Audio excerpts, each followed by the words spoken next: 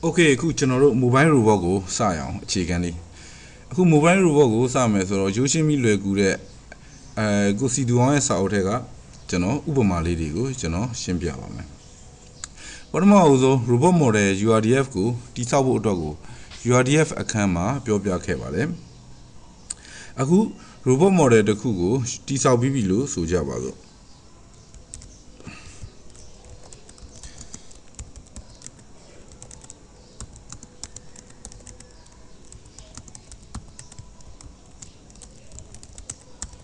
ဟုတ်ပြီဒီမှာဆိုရင်ဒါ my robot 1ကကိုစီတူအောင် introduction to robot operating system တွေက mobile robot အကြောင်းရှင်းပြထားတဲ့ example တွေကဖြစ်ပါတယ်ကျွန်တော်တို့သူ့ရဲ့ package ကိုလေ့လာကြည့်အောင်ဟုတ်ပြီသူ့ရဲ့ package မှာကျွန်တော်တို့ဘယ်သွားမလဲဆိုအရင်ဆုံး launch လုပ်ကြည့်မယ်ဗျာlaunch မှာကျွန်တော်တို့ပထမဆုံးလေ့လာမယ် launch က display.launch ပါเนาะ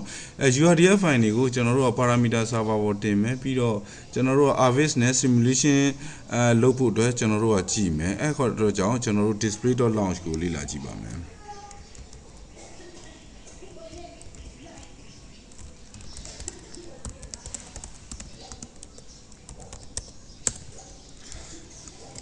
ဟုတ်ပြီ display.launch ကိုလေ့လာကြည့်မယ်ဆိုရင်ဒီမှာပထမဆုံး argument နှစ်ခုရှိတယ်ထားလိုက်တော့ node ကအဓိကတော့နှစ်ခုပဲရှိပါတယ်เนาะ node တွေရေးကြည့်တယ် node က joint state publisher နဲ့ robot state publisher node ပါဒီ node တွေကတော့ကျွန်တော်တို့ကအခု robot မရှိဘဲနဲ့စမ်းနေတာဖြစ်တဲ့အတွက်ကြောင့် joint state publisher ကိုထည့်ရတယ် joint state publisher ကနေပြီးတော့ servo တွေ actuator တွေရဲ့တန်ဖိုးတွေကို robot state publisher စီကို joint state ဆိုတဲ့ topic နဲ့တန်ဖိုးတွေထုံးလွှင့်ပေးနေတယ် robot state publisher ဒီဘာလုပ်လဲဆိုတော့ ROS system မှာ transform အချက်အလက်တွေအတွက် transform စီကို TF လို့ခေါ်တဲ့ transform စီကိုသူ့ရဲ့transform အချက်အလက်တွေထုတ်လုပ်ပေးနေပါတယ်ထုတ်လုပ်ပေးတယ်ဆိုတော့ဒီ transform အချက်အလက်ဆို frame တစ်ခုနဲ့တစ်ခုဘယ်လောက်ကွာအောင်လဲပေါ့နော် dynamically တော့၎င်း static တော့၎င်းထုတ်လွှင့်ပေးနေတယ်ဒီအလုပ်နှစ်ခုကိုလုပ်ပါတယ်ဒီနှုံးနှစ်ခုကိုရေးပြီးသားမို့လို့ဒီတိုင်းပဲlaunch file မှာထည့်ရေးလို့ရပါတယ်တကယ်မို့ robot ရှိလာရင်တော့ joint state publisher ကိုဖြုတ်ကောင်းဖြုတ်အောင်ပါပေါ့နော်ကဲထားလိုက်ပါတော့အခုကျွန်တော်တို့ကဒီမှာ argument ကိုကြည့်မယ်ဆိုပထမဆုံး argument model ဆိုတဲ့နေရာမှာเนาะ model name က model ဖြစ်တယ်တန်ဖိုးကတော့ကျွန်တော်တို့ file robot 1ဆိုတော့ကျွန်တော်တို့ဒီ package ထဲပဲ URDF ထဲက my robot ဆိုတဲ့ URDF ဖြစ်ပါတယ်တဲ့ပြီးတော့ကျွန်တော်ကဒီမှာparameter အနေနဲ့ကျွန်တော်တို့က robot description ဆိုတဲ့ parent name ကိုသုံးပြီးတော့ argument အနေနဲ့ခုနက model ကိုကျွန်တော်တို့ပြန်ထည့်ထားပါတယ် value ကတော့ GUI of true false သူကတော့အရေးမကြီးပါဘူးဒီ model ဆိုတဲ့ကောင်နဲ့ robot description ဆိုတဲ့ကောင်ဒီအရေးကြီးပါတယ်သူဒီ parameter server ပေါ်ကို load တင်ပေးမှဖြစ်တယ်ပြီးတော့နှုံနှလုံးကို run လိုက်ပါတယ် launch file ကဒါပါပဲအောက်မှာတော့ရှိသေးတယ်ဒါပေမဲ့ကျွန်တော်တစ်ဆင့်ချင်းစီရှင်းပြခြင်းလို့ပါအဲ့တော့ကျွန်တော် run ကြည့်မယ်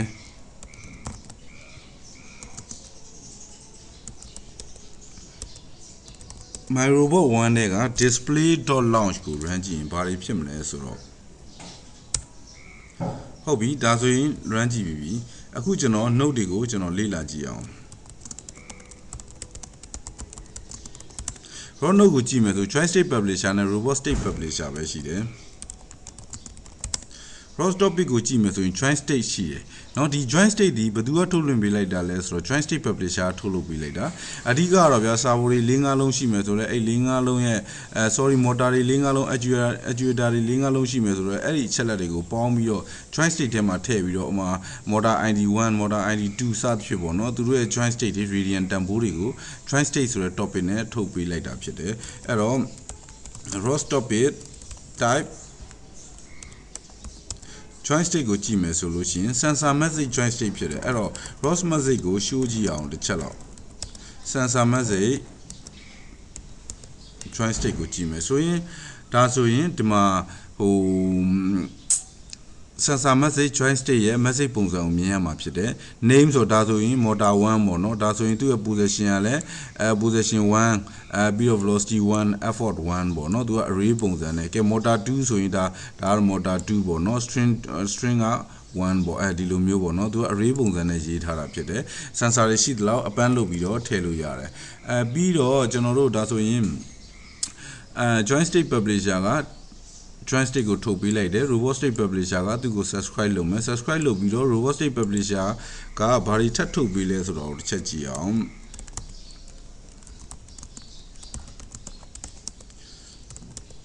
robot state publisher ကိုကြည့်မယ်ဆိုရင်သူက joint state ကို subscribe လုပ်ပြီးတော့ publish လုပ်ပေးလိုက်တာက tf ရဲ့ tf static ကို publish လုပ်ပေးလိုက်တာအဲ့တော့ tf ကိုလေ့လာကြည့်မယ်ဆိုရင် message type ကတော့အတူတူပဲเนาะ message type ကတော့ဒီမှာ tf2 message tf2 message အတူတူပဲ topic တာနှစ်ခု꿰သွားတာဒီ topic နှစ်ခုကိုသူထုတ်လွှင့်ပေးနေပါတယ်တဲ့အဲ့တော့ကျွန်တော်တို့မြင်ဘူးတဲ့ရှိအောင် ROS message ကိုတစ်ချက်ကြည့်အောင် ROS message က tf2 เนาะပြီးတော့ message ကိုကြည့်မယ်ဆိုရင်ဒါဆိုရင် translation တစ်ခုရယ် rotation တစ်ခုရယ်ဒါပဲပါပါတယ်ဒါပါပဲเนาะဒါ transform အချက်လက်တွေကို transform frame စီလို့ထုတ်လွှင့်ပေးနေတာပါသူ့ဟာသူလုပ်သွားပါလိမ့်မယ်ကျွန်တော်တို့ဘာမှလုပ်เสียမလို့ပါဘူးအခုဒီကောင်ကို launch လုပ်လိုက်ပြီးတဲ့အချိန်မှာကျွန်တော် parameter server ဘောကို robot description နဲ့ပတ်သက်တဲ့ URDF file နဲ့အချက်လက်တွေရောက်နေပါပြီparameter list ကိုကြည့်မယ်ဆိုရင် robot description ကိုတွေ့ရပြီဖြစ်ပါတယ် parameter ကိုကျွန်တော်တို့ get လုပ်ကြည့်အောင် robot description ဆိုဒါဆိုရင် text ကြီးအများကြီးတွေ့လာပြီကျွန်တော်တို့ URDF နဲ့ရေးတဲ့ကောင်မှာဟုတ်ပြီအဲ့ဒီကောင်ကိုကျွန်တော်တို့ Avis နဲ့ဖွင့်ကြည့်အောင် ROS1 Avis ဆိုရင် Avis ပွင့်လာပါလိမ့်မယ် Avis ပွင့်လာပြီဆိုရင် robot ဘာမှမလဲမပေါ်ဘူးဒီမှာမပေါ်ဘူးဆိုတော့ robot model တစ်ခုထည့်ရမယ်ကျွန်တော်တို့ description file ကို parameter server ပေါ်တင်ပြီးပြီဆိုတော့ robot model တစ်ခုကိုထည့်လိုက်မယ် model ပုံတော့ပေါ်လာပြီဘာမှမသိသေးဘူးတကယ်တော့ဒီမှာ robot model မှာ robot description ဆိုတာထည့်ပေးရမယ်ဒီမှာပါပြီးသားเนาะအဲ့တော့ဒီမှာ frame တွေကမှားနေတယ် frame ကကျွန်တော်တို့ link လုပ်တာ base link ရှိတယ် v1 v2 v3 ဆိုတော့ base link ကိုပေးလိုက်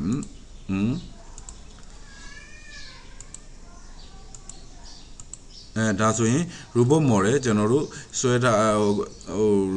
parameter server ပေါ်ကိုတင်လိုက်တဲ့ robot model လေးပေါ်လာပြီပြီးတော့ကျွန်တော်တို့နောက်ဘာလုပ်အောင်မလဲဆိုတော့ grid quad လေးတွေနဲ့ပြလို့ရအောင် grid quad ကိုကြည့်မယ် map ဆိုရင်ဒီမှာ map ရှိပါတယ် image ဆို image ရှိပါတယ်အခု grid ဆိုတော့ g ဟောဒီမှာ grid เนาะ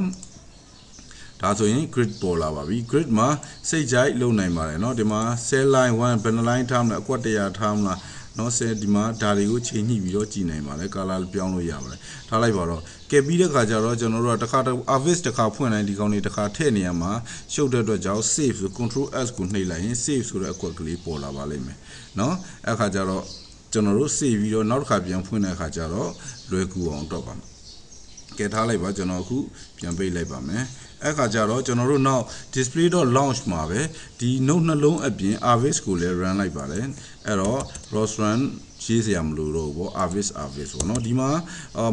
robot ထဲမှာ Avis ထဲမှာခုနစေ့ထားတဲ့ my robot 1.avis ဆိုတဲ့ file ရှိတယ်အဲ့ဒီကောင်စေ့ပြီးတော့ပြန်ပြီးတော့ argument အနေနဲ့ပြန်ထည့်ပေးလိုက်တာပေါ့နော်အဲ့တော့ဒီ launch ကို run လို့ရှိရင်launch ကို run လို့ရှိရင်ဒါဆိုရင် Avis တစ်ခါတည်းပေါ်လာပါလိမ့်မယ်အဲဒီမှာ frame မှားနေတယ် frame ဒီ base link မှာထားလိုက်မယ်ဒါဆိုရင်ရပါပြီเนาะ map ကတော့မရှိသေးဘူး map ခဏဖြုတ်ထားမယ် map မပါသေးဘူးဟုတ်ပြီဒါဆိုရင် robot description ကို parameter ပေါ်တင်ပြီးတော့ကျွန်တော်တို့ joint state publisher နဲ့ robot state publisher node တွေကို run ပြီးပြီဖြစ်ပါတယ် program ရေးလို့ရပါပြီအဲ့တော့ကျွန်တော် rqt graph နဲ့ကြည့်အောင် ROS1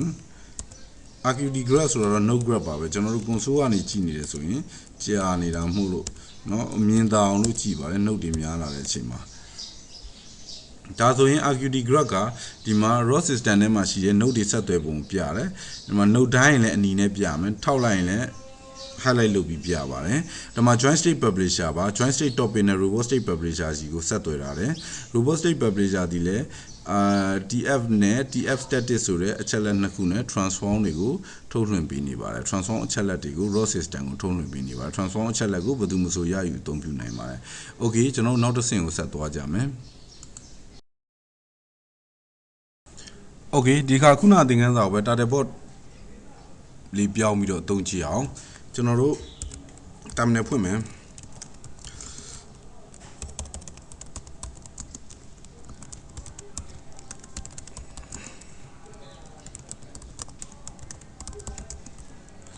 အမှာ display.launch ကိုကျွန်တော် Dataport 2 URDF လေးထည့်ပြီးစမ်းထားတယ်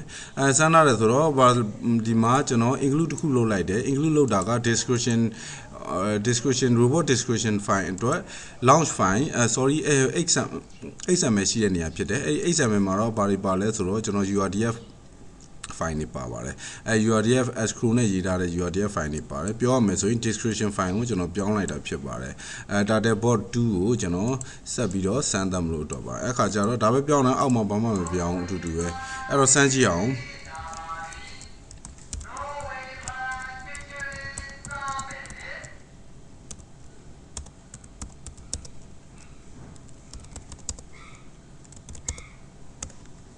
ဒါဆိုရင် Dataport 2ကိုလုတ်တင်ပြီးတော့ harvest နဲ့ပြပါပြီဟုတ်ပြီနော်ဒါဆိုရင်ဒါ Dataport 2ပါရန်စိတ်ဝင်စားဖို့ကောင်းတဲ့ robot လေးပါသူ့ပေါ်မှာ robot အန်းလဲတင်လို့ရပါတယ်ပြီးရင်ကျွန်တော်တို့ပြောစရာကောင်းတဲ့အပိုင်းကိုရောက်ပြီး program တွေကျွန်တော်တို့ရေးရပါမယ်ကျေးဇူးတင်ပါတယ်